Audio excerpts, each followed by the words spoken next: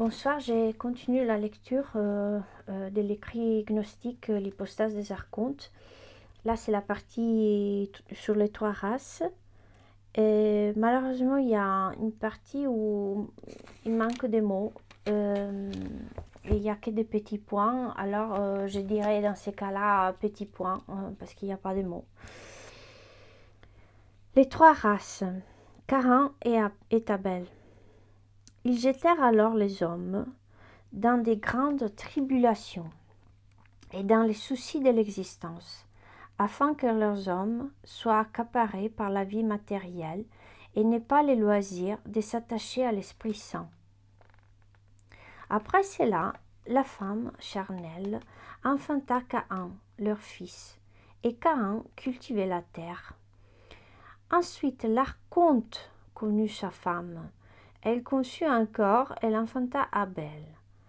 Et Abel était berger de bétail. Or, Caïn présenta des fruits de son champ, alors qu'Abel présenta un sacrifice de ses agneaux.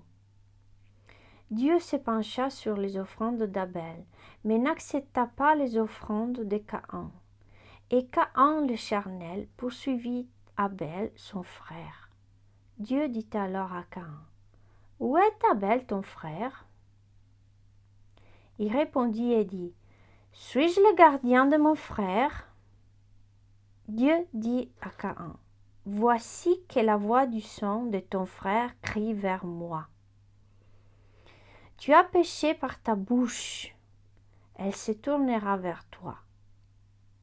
Quiconque tuera Caïn déchaînera cette vengeance. Tu seras donc soupirant et tremblant sur la terre. » Naissance de Seth et Noréa. Alors Adam connut sa corressemblance Ève. Elle conçut et elle enfanta Seth à Adam.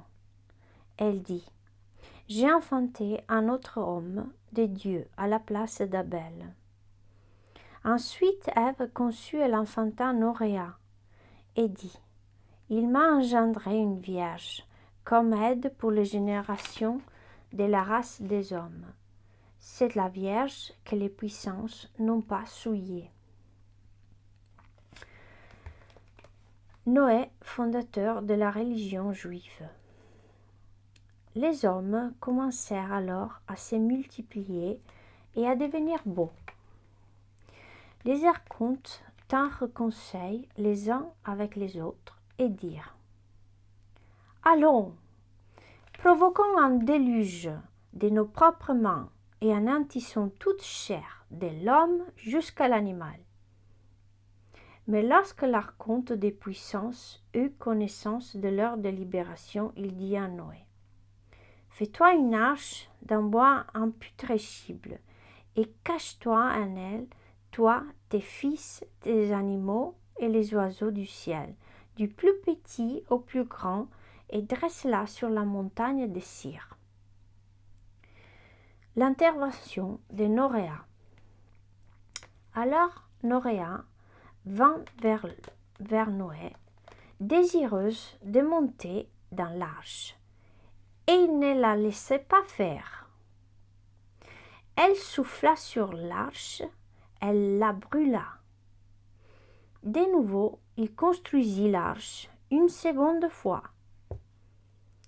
Les archontes vinrent à sa rencontre, désireux de la tromper.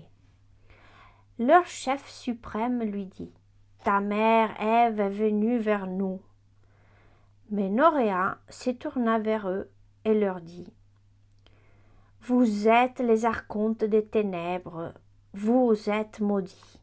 Vous n'avez pas connu ma mère. C'est votre corressemblance que vous avez connue, car moi, ce n'est pas de vous que je suis issu, mais du monde céleste que je suis venu. » L'archonte arrogant fit appel à tout son pouvoir en son visage devint semblable à un, il manque de mots, noir. Il se montra audacieux envers elle et lui dit, « Il faut que tu nous serves comme ta mère Ève l'a fait, car on m'a donné, petit point parce qu'il manque de mots. » Alors Noréa fit appel à la puissance de, petit point. Elle cria d'une voix forte vers les saints, les dieux du tout. Porte-moi secours contre les archontes de l'injustice et sauve-moi de leurs mains.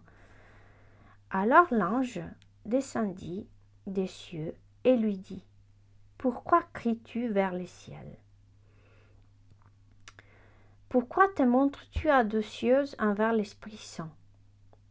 Noréa dit: Qui es-tu? Les archontes de l'injustice s'étaient éloignés d'elle. Il dit: Je suis Eléleth, la sagesse, les grands anges qui se tiennent debout en présence de l'Esprit Saint. J'ai été envoyé pour m'entretenir avec toi et te délivrer de la main de ces êtres sans loi. Et je t'enseignerai ta racine. Cet ange, je ne pourrais pas dire son pouvoir. Son apparence est comparable à l'or de choix, et son habit comparable à la neige. Mais ma bouche ne pourra supporter que je dise son pouvoir et l'apparence de son visage. Voilà. Je termine ici.